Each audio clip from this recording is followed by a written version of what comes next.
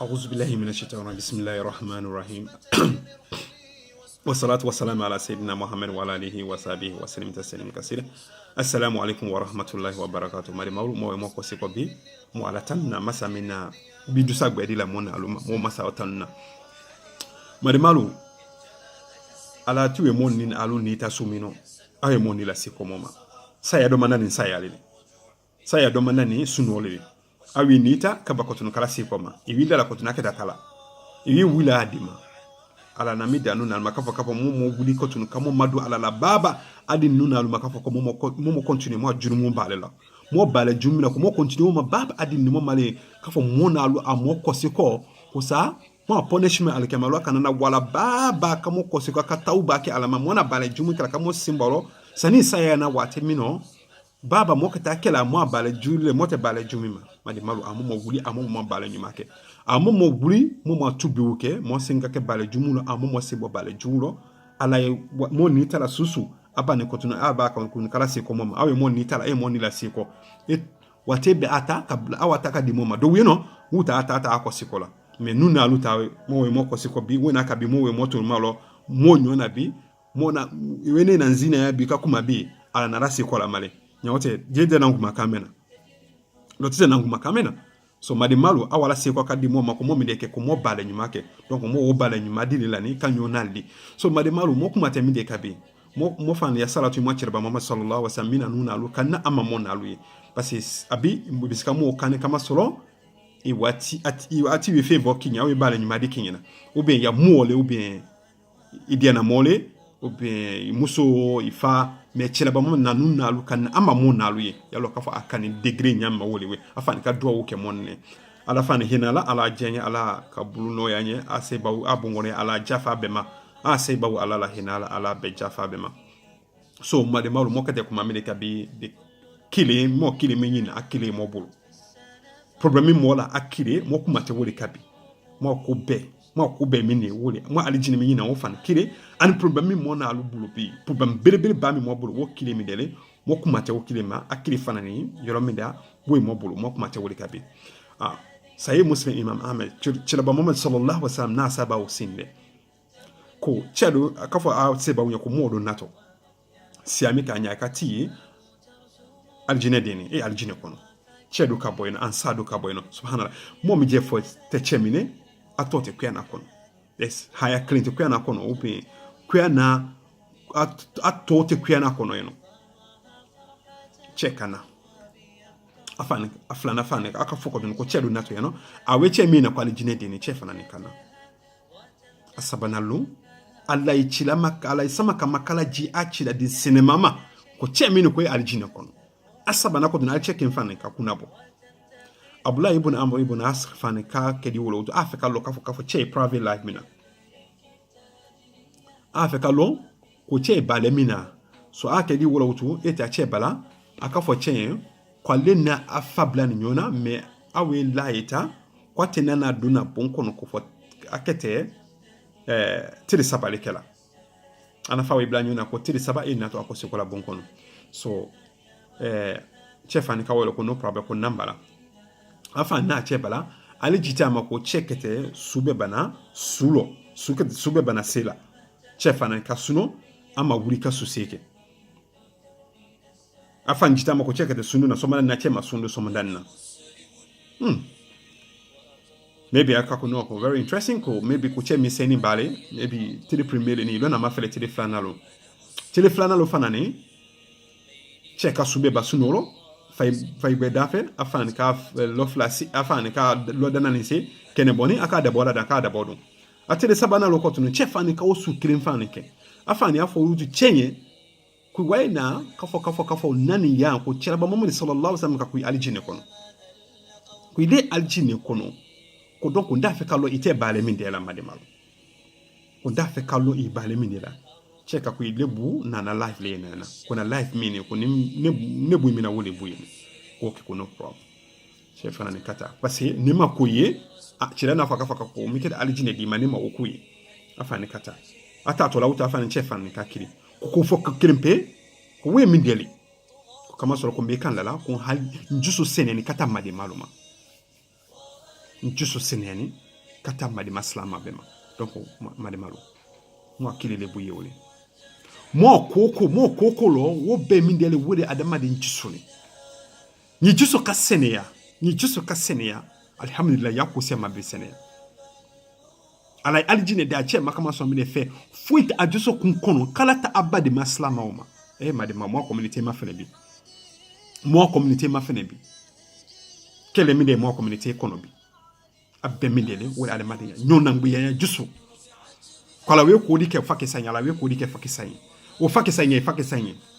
awe tola mo juso mini awe ke kole awe tinye nda do mo ma fengelo modo kala kafo modo fanani waji ala subhanahu wa ta'ala wajia achira dena kama so mi de fe ko che mi do ni aljina kono kama so mi a juso sene akata abade mauma mo na alu juso sene kata mo bade maluma jasa mo na alu juso sene ni mo juso sene ndemo kono mo ni la fini watibe alfa na subhanahu wa ta'ala wajia mo le we hadisu mi mafena kama so che ya juso sene mafe ayi ali ku na suratu shura mafena haya bisenisi ani haya bikono ni kono ala subhanahu wa ta'ala yawma la yanfa'u malu wala banu illa man ata Allah bi qalbin salim kolomina dente na adama de wona fana na foloti na adama de wofta ko fo mumin nata alkamalu ajusu sene na akono mumin nata jusu sene mani che ya jusu kuma mafere che ka ko fo itale kono kata abade ma ala we aljine jalema ala fana waja kwa na kono kotono ko mumin nata jusu sene mani jasa mo na alu jusu sene ni mari balu mo bale la bi mo sunduna ka mo bale mo jusula mo sunduna ka mo tulubo kuula ka sundu ka mo nyabo kuula ka mo da mini kana nuna alu tise bala mo jusula.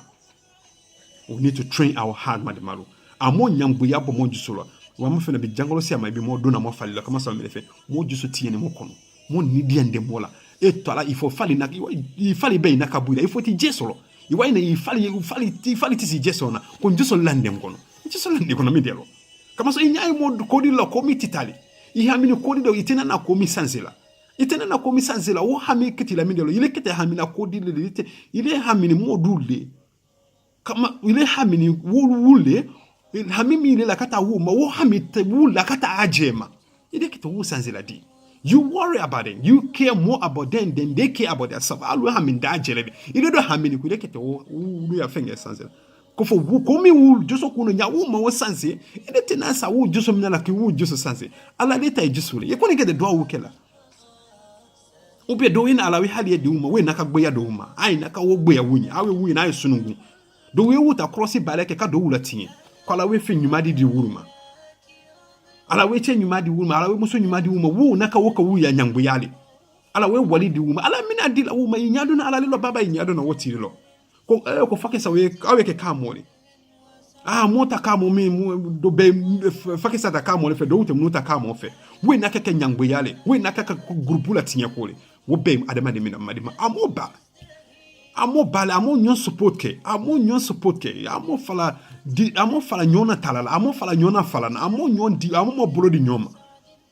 amo fala mo community utinyela abe no bulele problem abe jiso kuminele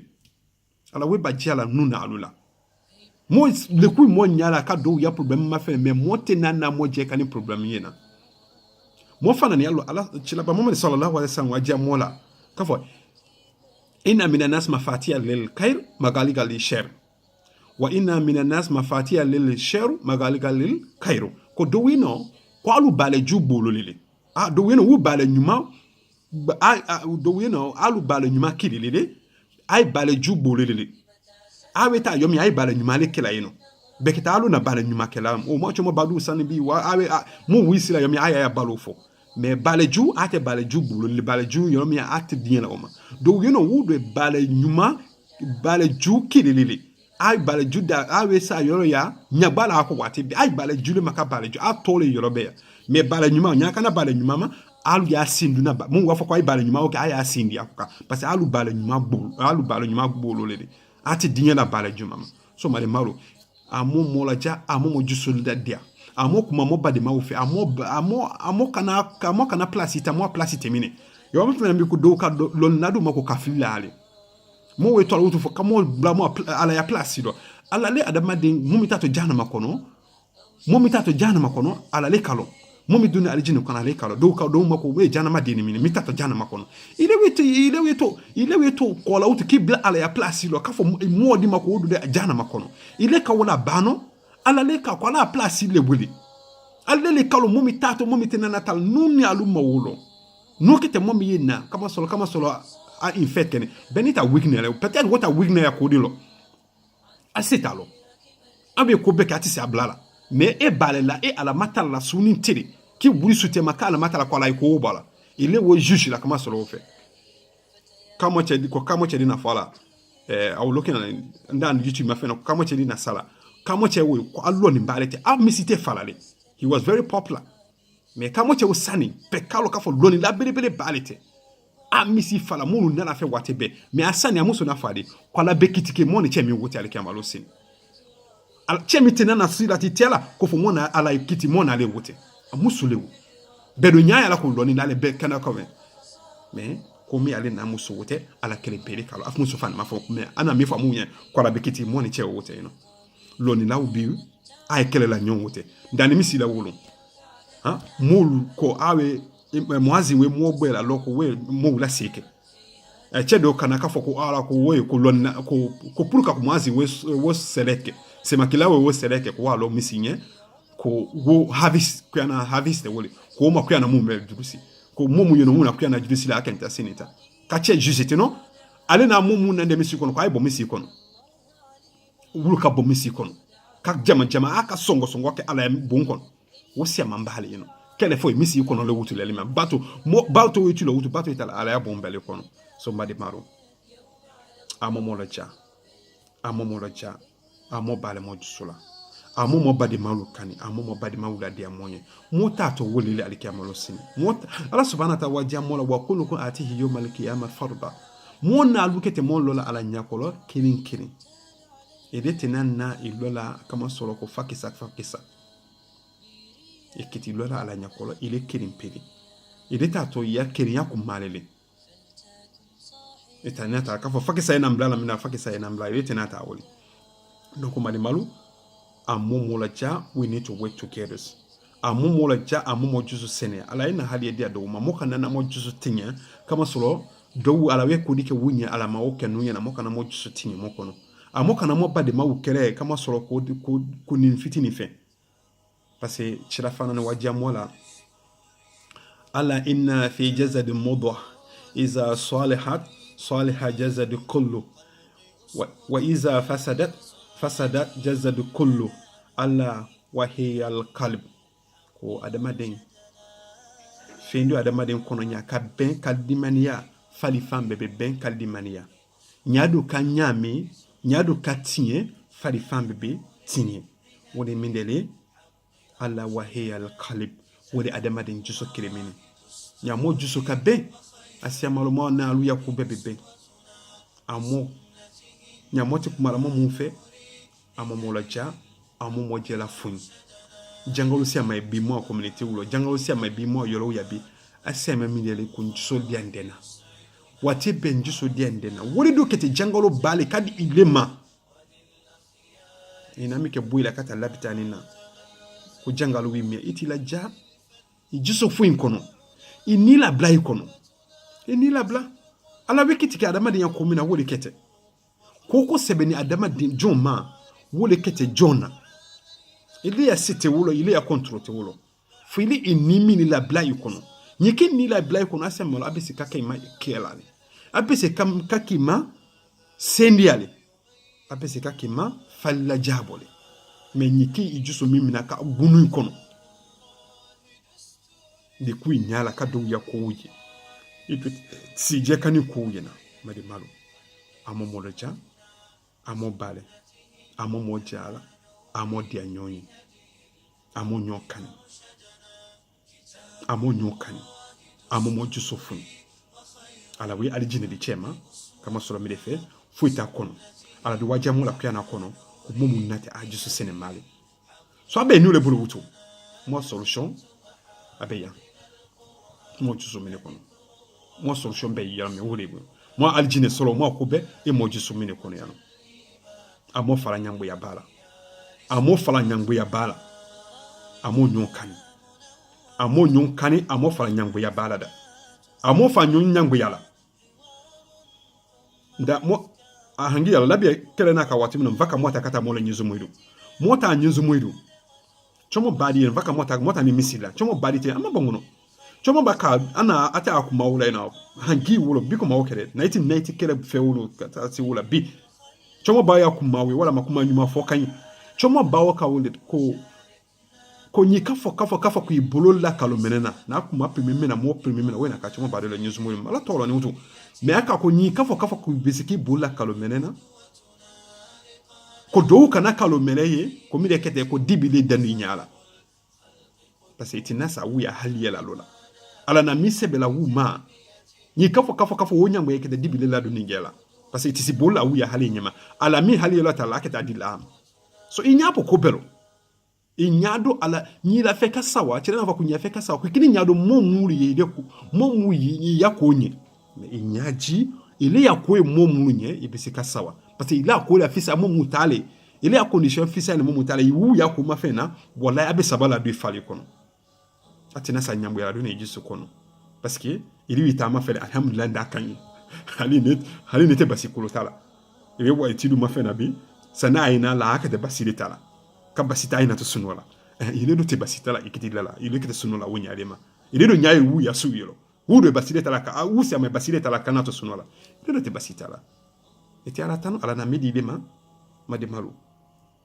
donc ala mo na lu ke nyola de nyola ala mo tanga nyona tinyema mo loni lawo ala abulo de nyoma ala ake dinata bo ala ake dinala sabati bo ala mo na lu ke mo le mo mukite tromala mo loni lawla ala mo na lu ke mo we defo na mo loni lala amo kuma ala wote sani na mo si social media la kafo ko mo loni law ke ntamo loni law silita mademalu nuna alu mo wuri kata mo loni law bala kai bolo di nyoma ay bale krini mo badi mamu ye kele lo amo mo la ja mo seko ke anye mais mo kanana mo si kafo mo nyaben wu ya kelema e to ala kabaka in fait ke fana ne community mu membelo parce que mo si bi loni law be kele la bi kamo wu ye kele la ay kele la nyongote a bendalo amodu nunu besika mo eva solo wule bulu nunu besika mo lali le solo wule nya sweta na kawu do wulo wutu kawu bolobo nyombulu ala banque te midere nuke de moto malo la mindela wutu nya lali la kete wutu ala to fili banza ni mawutu nya moto yino mi remanke la wutu ala banque de midere wutu adama de nsema flitere parce que moto yino mi afa anyana en sweta na dowe na awe ko jula nyuma ya monyakolo parce que tu es en hauteur mine wurgo parce que na we fola kwa kita si la monye si ala teleni nekoka si ala teleni ili je na ile bale nyuma dole la suita na be bale juki ni na bale nyumali ikani na suita na ya kanike decorate very nicely abaka nyina ile bale nyumali la ikodi la mi ju yani ikala kafo bale julele apesika kinyi na bale nyumali parce que abeska fu yana he iwi je ka limani ya mole ni ki je ka slama bale ti mani yaye ti mani ibe dia molu nye ile maka kama so ala fede mais suite na wa a decorate kinyina he mu kutafa ko hey che mini awe ke slama bala kanta sinita molu ya mato da mia sla la tiri ile sla la tiri ni ka mais suite na natata mili ya mini kadima ko nyika mike ibe ketano ile maka uti kama so ala ta fa ne fe mais ile na kamnga ka ko mu ya fo ka fo he akala ni mbali mini akenita sinita awe ke slama le awe hijabu biakana awe aketa wa sita molu ya mato nyamima awe ka wali di la mulu mawe ka konyuma ke la fois ta vidéo ta ka vidéo dia mula ana ke la nyamima parce que bala nyuma la mais suite na fane aketa sila nuna lunye si ala telene ko ka parce moi si ala telene ka mais asime moi la fille la nyomia wole ka bale ju ke monye na bale nyumali monalo ala motanga suite na ya trade mima ala motanga suite na ya fitina mima ana me fitina mina ka monalo bla ka monalo kana mona lu ke mo badi maslama o kele fini ka mona lu ke alima mi o kele kele ali ka mo ke mo badi ma o kele kele ka kele blala pour que we feel good in front of her mo we kele bela mo essential ko biala mo sawa mo juso kono parce que yalo ni ka bale juke juso gra fu ka fu ye bale juke ni ka bale nyumake i juso fane ka da jira ka fu ye bale nyumake so kumala janya sia maten donc ko madi malu nde wo ballo ni tul alu nene alu bulu ala anoya nebu nye kanzi njusula ni entraînement la watsuni tele so kelemina ala mo na alfan beke entraînement kelale kamo jisula dan kamo badi malu kanu wallahi there's nothing nyala kiso ikilo ja ki jebo foali ya buluma ki je bla anyini buluma ala keta nurenye ni kisi u kafo ko ile tafika nyini iti je se ala ba emidele ile nyake de do utalo watebe ala mo tanga foali yama ala mo nalu ke slama fanga male mu besika didi ke doluma mu besika soliuke mu besika mu la bena do mo community kono ala mo tanga fitinama ala mo tanga mu kete bale juudi اللهم صل على محمد وعلى ال محمد وسلم تسليما كثيرا السلام عليكم بيبيتو على بولو ان شاء الله تعالى mo fana kete mo ko sikola kama seulement bare situation fait wala ka nyamo ka tan solo wala ka mona la ka sheke mo tsena wate be ka fo mo ka video sheke la wate be parce que inshallah me wo try our best possible mo hangi di nyoma mo de ken perfect kende mo yeno mo perfect kende mais mo be mo ta sikole kala kadi mo bade maluma donc amen to nyuma ala di moma assalamu alaikum warahmatullahi